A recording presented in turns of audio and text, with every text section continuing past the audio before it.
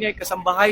Tignan niyo yung birth certificate, nakalagay occupation ng kanyang nanay doon, a housekeeper. Meron siyang Filipino passport, wala na siya ibang passport. So now, the burden of proof transfers to the accuser.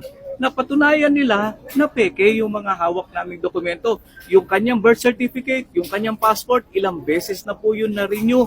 Wala ho ibang kinikilalang bansa si Mayor Go, kundi Pilipinas lang. Ayaw nga niya magsalita ng dahil kahit anong pilit sa kanya, dahil ang mother tongue niya ay Tagalog.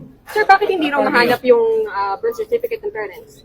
Ng nanay in particular? Hindi, yun na yung hindi siya involved doon sa pagkuha ng kanyang birth certificate. Ang nakita niya, yun na yung inabutan niya. At yun yung sinagot niya. Buong tapang sinagot ni Mayor. Lahat ng tanong ng mga senador. Kita nyo naman lahat na binuhos kay Mayor. Pero hindi na tinag si Mayor. Sabi niya talaga na Pilipino ako. At wala akong ibang bansa. Saan nyo ako i-deport? Diba? Pilipinas lang. Ito lang. At hindi niya iiwanan yung Bamban Tarlac. Yun lang po. Maraming salamat.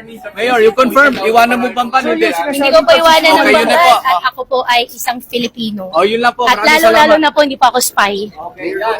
Ulitin mo. Sinabi mo. Ako po ay isang Filipino at hindi po ako spy. Thank you.